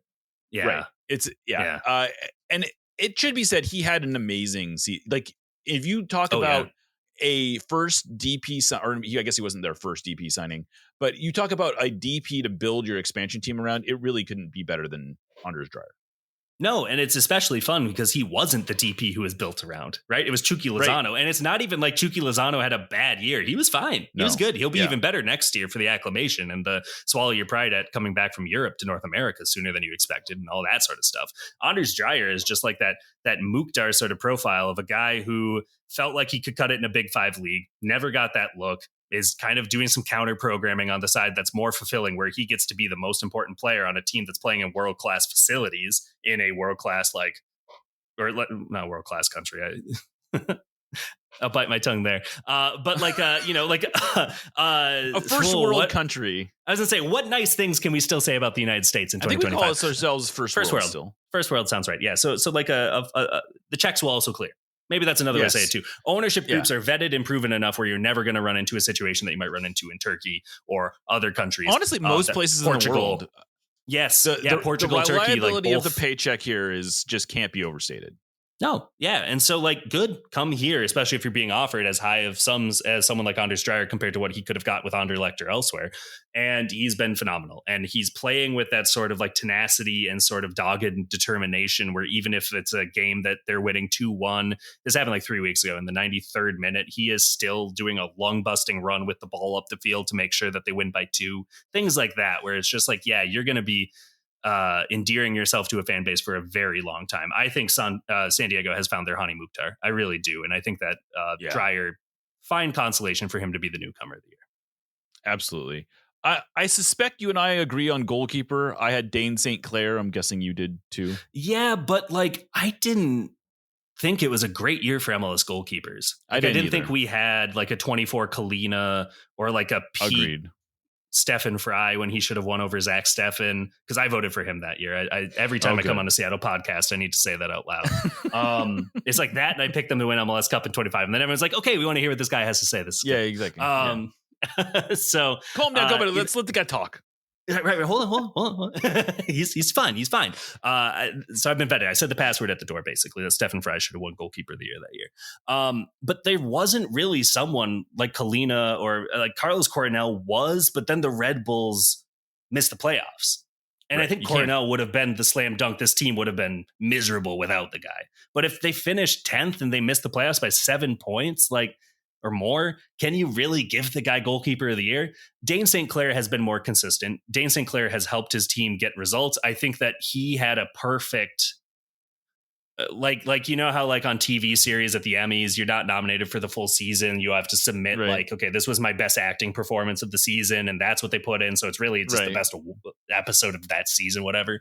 Similarly, Dane St. Clair had one of those against San Diego in that 3-1 win in San Diego, where he just had 4 point blank shots with probably 0.4 XG or higher come fizzing at him. And he parried them away and never gave up a follow-up shot. That was like the thing that was just like, whoa, this guy's catching it, or he's punching it into safe territories, including out of bounds, and it's neutralized. No other goalkeeper, like there's that like aura that kind of comes about, as the kids say, where like there's certain goalkeepers where it's just like you see them, you come up against them, you're just like, our team's gonna have a bad time. And Dane Sinclair this year entered that echelon. I think that he was kind of bubbling under for a couple of years. This year he put it together. He's improved over his past seasons. I think it's a good year for him, but I will say, like, I don't think that there was a slam dunk frontrunner in this category like we've seen either in past years or certainly other award categories in 25. Yeah, Sean Johnson statistically had a very good season, but again, he was on a horrible team, and I don't know that. Like, I don't know. I feel like there's some.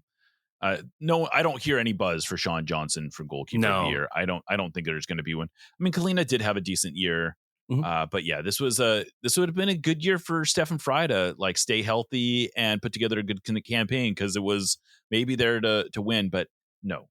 Unfortunately, Steph Frey is not in the contention this year. Let's see. And then I guess it gets a little bit more interesting here. Defender of the year was a tough one for me because there was not so much a player who I felt like really stood out. There's a lot of good players, but like I ended up voting for Tristan Blackman. Sure. But I think there's a valid argument for a bunch of players in this award. Yeah, and I went for Michael Boxall, who I felt stronger for. That was right up there for me too. And like, look, like I am national. I don't have a rooting interest in this league, but obviously if I go to an MLS game 90% of the time or higher, it's at Allianz Field. So I see a lot of Minnesota United. So I know that I have this sort of like familiarity bias, if you will. But I think with Boxall, it's a case that's similar to like Steven Moreira 2 years ago, and he ended up winning, I think, a year late, where it was more like, it isn't just the defending. Yeah, he wins headers. Yeah, he'll shove a guy off the ball and whatever. And he does that center back sort of stuff. But the long throws are genuinely one of those, like, you're a defender who's found a way to influence your team beyond what most defenders ever get to do. And I think it is like one of those little tricks, like Moreira running and joining the attack and then hustling back to center back, where it just makes you that much more valuable in your role than the alternative. Even if you put Tim Ream in place of Boxall for the like 35 plus center back who is still hanging at the highest of levels that he possibly could in MLS, right? Like Tim Ream isn't doing the same sort of stuff that Michael Boxall can do. So I think that has to factor into it, because fair. you would say the same thing if the assist leader was a left back or a right back, right? Like this would be the same argument. And I think that similarly you can say, Michael Boxall overall has put it together and weirdly kind of had his best year of his career at 38. Like that's also just a phenomenal achievement. So, and I think that's almost one of the things that kept me from voting him is just like, but it's still Michael Boxall. Sure, like, this is still the guy that, but I think he would if he ends up winning, I think he's a very deserved winner. Young player of the year. I have to admit, I don't necessarily admit this easily, but I ended up voting for Diego Luna, who I felt like was an obvious pick when I was filling out my ballot. I don't think it was the right pick. I actually think Alex Freeman was probably that was my pick. Alex Freeman. Yeah, I had Obed Vargas on my 22 under 22 ballot, and then I had Alex Freeman on my Young Player of the Year. Interesting. Figure that one out. Yeah. I think Obed deserves a shout for it. But I think, like, to me, I think he deserved to be the under the 22 under 22 fully winner, agree. in part because fully I think there's this built-in potential aspect to it, and it's a little bit of a different, like, this is just, to me, who had the best year, and Alex Freeman is just sort of off the charts in terms of his analytics, especially. And there's just like that narrative boost, like national teams shouldn't matter in these MLS awards, but the fact that he was able to go from like playing 5 minutes last year for Orlando City to being Pochettino's favorite right wing back at the moment is like, it's a non-scale measurement for these sorts of like growth. Right. And you look at how Oscar Pereira pretty much had to change his game model to make sure Freeman got into the final third more often. He kind of shifted it off center in a really clever way that maybe he couldn't have done if Kunta Torres was still there. But that is also sort of a compliment of achievement, right? And I think that you look at his creativity, his defensive chops. Defenders don't usually win this category, right? And like Luna was also a contender. I thought Luna was maybe like a good third place. Like, I can't tell you he got better than he was when he won it. Kills me. I don't think he was. I don't even know if I would have put him second if I were to really give it a little bit more. Like I if you feel did like ranked choice voting or whatever. Right, Sure, exactly. Sure. Yeah. Yeah. So I feel bad about this one. But I think it's defensible, right? Like Owen Wolf is maybe like fourth and Quinn Sullivan is fifth. It's been a really good year. This is maybe the thing is like MLS is to a point now where more teams have these guys. Because they're not rookies anymore. Right, exactly. That's a big part of it. It's not a rookie award. These aren't first year players. These are players that oftentimes have. In Obed Vargas's case, this is his fourth season. That's crazy. It's crazy. Like he's a veteran in that locker room at this point to a degree, right? And it's wonderful to see because you're also seeing a greater variety of teams. That's sure, yeah, 21. That does add up. Yeah, because I was good that he actually got some appearances in 21, but yeah. And then 22, of course, like the Champions League 22 is when he became like a regular starter. Yeah. But yeah. For sure. And so Comeback Player of the Year was an interesting award this year, in part because I think this may have been the first year they really pared down what it meant to be. Because it used to be, I noticed for a long that too. time, Comeback Player of the Year was like, what did they come back from? Like Eddie Johnson won Comeback Player of the Year from having a bad year, essentially. That's right. That's happened a few times where guys just came back from generic adversity or something. Played over 2,000 minutes, but didn't. Yeah, right. Exactly. Like they weren't. There was no injury you could point to. Yeah, right. Exactly. Whereas this year, everyone, I think there may have been like a minimum amount of time they had to miss last year or something because there was only, I feel like 10 players even nominated for this award. I ended up voting for Pablo Ruiz, but I didn't. As a result, though, there was not like to me, there was not a obvious winner. This was sort of, and I don't know how important Comeback Player of the Year is really. And maybe it's a award that. I agree. Like, I think it's more like humanitarian award where it means a ton to the winner and to the team. But we're not necessarily spending as long on it. Right. Like, and I went with Nick Hagelin because like his injury was really rough and he has immediately become very important to his hometown team again. And I think that there's something about a lot of us gave Cincinnati a really hard time for how much they had traded Toronto just to get a guy from Cincinnati when they're an expansion team. And it was a bad decision at the time, but the way he's continued to validate it and make it so it's a forgettable mistake of the Jeff Birding and Alan Koch roster build is so commendable that I think I actually just kind of gave it for that. Yeah. On the list of mistakes that they made, that may have been their best mistake. Yeah, I agree. You know, Coach of the Year. It's fun. There's a lot of coaches who I feel like in a normal year would be perfectly valid winners. But honestly, where I came down is Jesper Sorensen just is, he's the definition of like, you tick every box. Like it's almost always the coach who had the best narrative. I feel like is sort of like the way this award ends up going is like, did you set a record or did you turn your season around? And I guess in some ways he turned the season around, but I just feel like any year Jesper Sorensen this year would be a great winner. Like he's like one of the all-time great jobs, in part because it wasn't like he overdid the roster. This is essentially the same roster that Vanni Sartini had, and that most outside observers thought, what are you doing, Vancouver? Vanni Sartini is this great coach. You're overachieved. Me too. Yeah. I couldn't believe he got fired. And Sorensen has come in and just amazing job. Absolutely amazing job.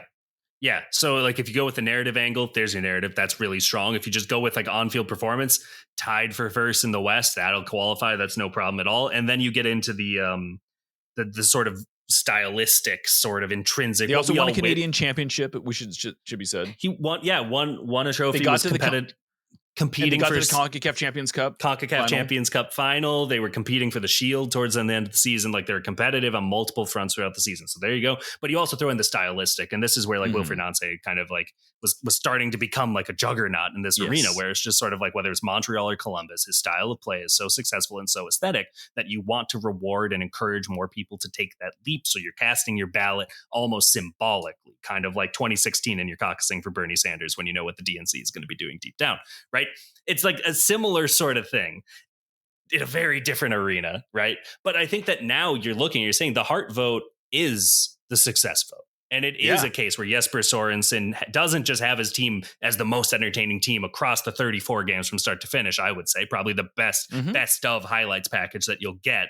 But also the success, the pragmatism, the multiple fronts, the all of it. It's a slam dunk. Like I'm not really hearing alternative arguments at this point. I'm sure I'll hear one on the Total Soccer Show, but I think that both Joe and I went with Jesper Sorensen. I mean, I guess on our ballot. I mean, I would think in other years, Bradley Carnell would have a good shout. Who else am I thinking? I feel like there was a couple others who I feel like. Yeah, I mean, like, look, you would probably say Mikey Veras for setting like the most expansion points in a season, right? And you could maybe say like Noonan for weathering the storm and Sincere, whatever. He's done great. Dean Smith getting Charlotte to the top 4, sure. BJ Callahan for making Nashville fun for once. That's great. BJ Callahan is a good shout. Eric Ramsey, you could say, for the stylistic changes up until the bottom fell out, right? Like there's a lot of worthy candidates. And I would say it's hard because you're not supposed to consider other competitions, but you can't. You like the way MLS is set up, I think you can't not consider. You have to, exactly. And so I would say that like Brian Schmetzer, I know there's that whole like why has he never won it thing, and like this is going to be one of the better. I think this is already one of his better seasons in his first decade in the job this year. So, I'll just give I don't think Brian Schmetzer was going to win. There's no way he was going to win this award based on this, but I do think this was arguably his best coaching season. Like they had to deal with so many injuries. They've already won a trophy. They have sort of remade who they are in a way that I don't know if is fully appreciated outside of Seattle, but this is a team that was built on defense first and foremost, really for the last 2 years at the very least, maybe even going back to 2022. And this year they were a much more creative offensive team. They sort of, and it's funny to hear Brian tell, he's like, well, this is the coach I've always wanted to be. And it's like, really? Because nothing you say suggests you want to play this way all the time, but okay, fair enough. But I love that. Yeah, I don't. So I don't know what we should.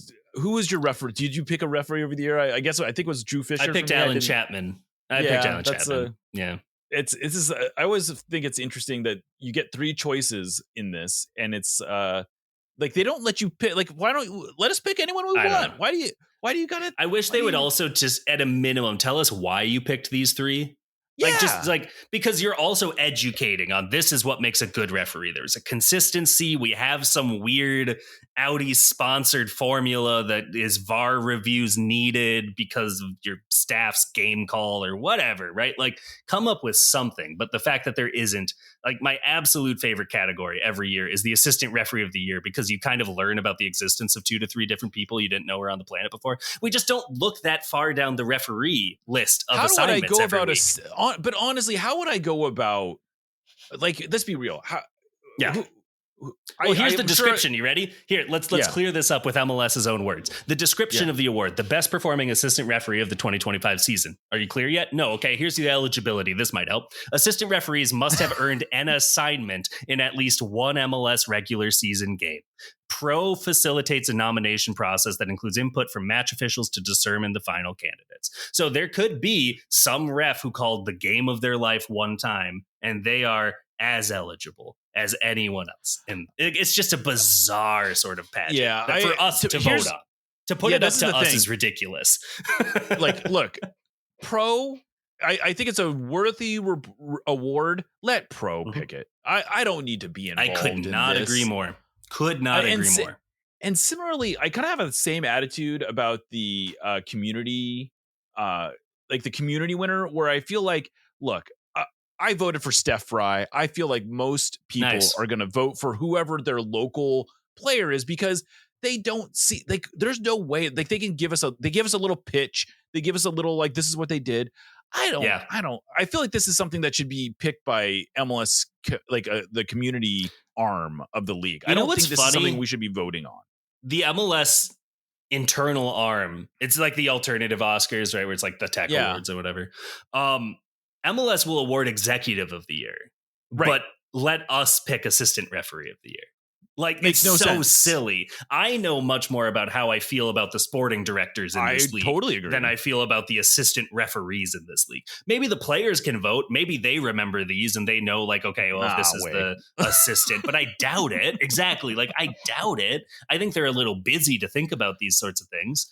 Yeah, I think that's one that should be more in-house. Certainly assistant, if not main referee. And I want to vote for the executive of the year, man. I want that. I do too. Like, I would love to cast that ballot. I don't understand that. And I think we get to vote for the media team of the year. The media team of the year, yeah, which is usually just you listing, I had good access from the team I covered the closest. And if I didn't have good access from them, then there's this one team I did a one-off piece, and they were so happy to work with me and set it up so that I got Patrick Ajimang the next day, and I was so grateful to Charlotte, so I guess they're my pick, right? Whatever the case. They gave me Teal Bunbury's cell phone number without any questions. Exactly, right. Yeah, they left the room when I sat down with Obed so that he and I could do a one-on-one where he didn't feel like he was being monitored. And I was forever grateful to Matt Winter for that, or whatever the case may be, right? Like, No, I feel like that's exactly how that award goes. But all right, let's do our best 11 real quick, and I'll let you get out of here. We've done this is going to be one of our longest shows, I think. So I really appreciate what else you do I do these days, Jeremiah? What I cleared my deck for this, so I'm glad we made the most of it. To. I have so many thoughts these days, man. All right, so let's keep going. I guess goalkeeper of the year we already picked is Dane St. Clair. I'm assuming we agree on that one. What I thought was interesting this year about best 11 is that most of the time I'm like every other Joe who just goes 3-4-3, and I pick 3 center backs and I pick 3 forwards, and I probably pick like 3, if not 4 10s to be like, and it's a very unfunctional best 11. And yet this year I did pick a 4-3-3, but I feel like it was a really functional team. I picked a left back. I picked a right back. I picked an 8. I picked a 10. I picked a 6. I did not have a center forward, but I had 3 actual forwards on this That team. sounds familiar to me too, actually. Okay. Interesting. And so it felt kind of like, and it wasn't because, and the reason I bring it up is not because I was doing it out of some great sense of, it's very important that I pick a functional team. It's that I actually felt like there were deserving left backs and right backs and 8s and 6s and 10s and whatever else. I'll just run through mine and you can give yours. That might be an easier way of doing this. I had Dane St. Clair, and then at left back I had Kai Wagner, who had another outstanding season. I think I've heard an argument that he might deserve consideration for defender of the year, not because he was the best defender, but because he's had the best season of anyone who's eligible. That makes sense. And then I think I had Jakob Glesnes and Tristan Blackman as my center backs. I was tempted to put Jackson Reagan in there. I was tempted to put I know the other Philadelphia center back is whose name I'm blanking on. Yeah, he's one of the bubbling under like 22 under 22 types. Yeah. Right. Yep. But then at right back I had Andy Nahar, who had a fantastic season, a really fantastic season. And then Christian Roldan is my 6. I had Zinkernagel as my 8, and I had Evander as my 10. And then my forwards were Dreyer, Bouanga, and Messi. Okay. We have more overlap than differences. First of all. So, first of all, we agree on the forward line entirely. So it's not even really worth talking about. My biggest decision was Bouanga versus Sam Surridge. But just Bouanga was so ever present and so vital both before Son arrived, and then unlocked even further with Son's arrival that I didn't know how I could leave him off in good conscience. So Messi, Bouanga, Dreyer there. Dane St. Clair in goal. Yes. Midfield 2/3. I had Christian Roldan in there and I had Evander in there. I actually put in Jeppe Tverskov because I noticed that, yes, Anders Dreyer was there, but like I thought that Tverskov's ability to transition to playing out of his home nation for his first time in his late 20s is already a really difficult thing for a lot of people to do when they come to Major League Soccer from especially outside of North America. But I thought that he was so vital and was playing the 6 in a way that we don't see enough MLS number 6s really do, which is just like, yeah, I like doing this. Maybe is the best way to put it. Well, Don's another one who does this now, but it's like, a lot of times it looks like they would rather be a little further afield, right? So my midfield is, it's a 6, 8, I think 10. it's also functional. Yeah, I would say, and if you were going to play this, Sergov and Roldan could easily be a pairing, especially behind a player like Evander, who 100% is not going to defend. No, he's not, but he doesn't need to right now, which is crazy because we also, like, I had a right back, but I almost had Wagner on my team. And then I was getting to selection decisions because I picked Boxall as defender of the year, right? Who didn't make your ballot. So then it was just like, okay, I think I need Glesnes on this team more than Kai Wagner. So I went with Glesnes. So I've got Boxall and Glesnes. I've got Tristan Blackman. I also thought about Jackson Reagan there. It was down to Reagan and Blackman for the final spot on my team. And I just could not see how I could put this team out without a single Vancouver Whitecap. And Sebastian Berhalter was also getting some consideration from me in midfield, but I had a really tough time moving one of Roldan or Tverskov from those spots. So Berhalter fell off. I needed Blackman on there. And then I had Alex Freeman at right back over Andy Nahar and maybe that's not actually a crazy defensible pick. I think that you could very easily say Nahar had a better season or a more impactful season. But either way, like, aside from the left back, the glaring miss at left back, like, you're right. Like, it is a year where maybe part of it is you have more teams, maybe you have more tactical variety where teams are actually trying to use their fullbacks cleverly or their midfield matters more. But it felt a lot easier to build a coherent team this year. Though I will say, I wish MLS allowed, I don't know why they don't just like load up the module for MLS Fantasy and let's build our best 11s using that, where we get some flexibility if Messi's a midfielder or a forward or whatever the case may be. Because right now it's just really strict and it gets difficult because it's like, I would probably say Surge is more deserving than Tverskov or Freeman or Blackman on my ballot, but I could not pick him unless I left off one of Dreyer, Bouanga, and Messi, and that was just never going to happen. And that's fine. And you need to force some selection headaches, but I think the other big missed opportunity for this is that MLS is at a point now where we should have a second team. We should have a third team. Oh, yes. Like, there's just no reason to me that even if we're not voting for it, like, fine, take the second and third place vote getters from these. Totally. But there should absolutely be a second and third team for, the league is at, we have 30 teams. 30. We have 30 teams. That's so many. That's so many teams. That's like 25 more teams than most MLS fans pay attention to any extent. Yeah. Exactly. Yeah. Like, your team, your rival, the team that you can't wait till your team finally beats, the team that your team always beats. There you go. Right. Those are your four. Yeah. Yeah. No, that's a good way of putting it. I hadn't really thought of how many teams I really pay attention to, but yeah, it's probably like 4 or 5 teams that something like that I really pay attention to. All right. Well, Jeff, it's been great. You've been a really good sport about giving me your time. Thanks. And hopefully we'll find some other clever ways to meet and to get together. Yeah. I am gonna really, I haven't talked to my wife yet, so if she's listening to this may come as breaking news. But I am gonna, if Minnesota plays a game 3 against the Sounders, I'm gonna do my best to get out there. So, excellent. Maybe we can do this. We'll get out there with Wes Burdine, and I'll try to get him to set something up in person at the bar. I think that would be a lot of fun for us to do that. But that would be great. And maybe we'll tell Mark. Yeah, tell Mark. Mark Kastner should maybe know about these things, huh? he'll learn about this listening too. No, man, but I mean, like, thank you so much. Like, Jenny, like, just personally, selfishly, it's been a weird time professionally for me lately.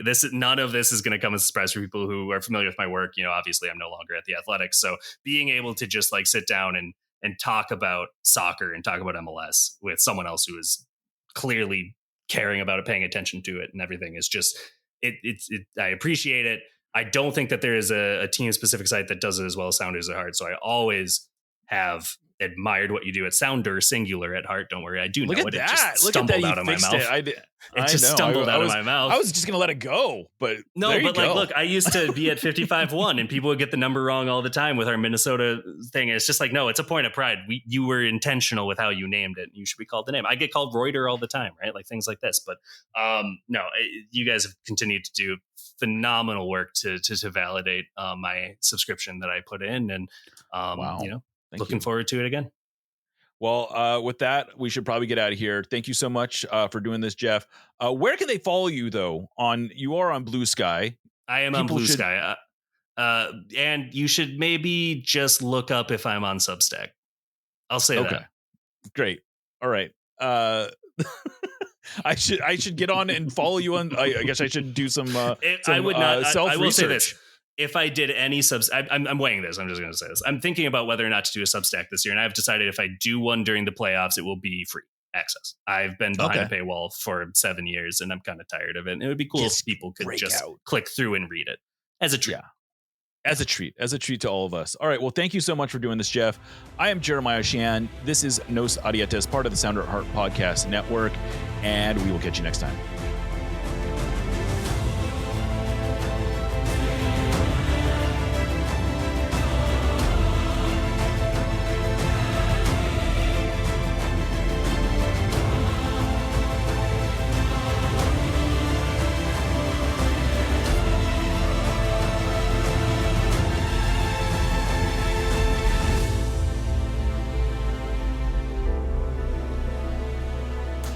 Let's go, Sounders.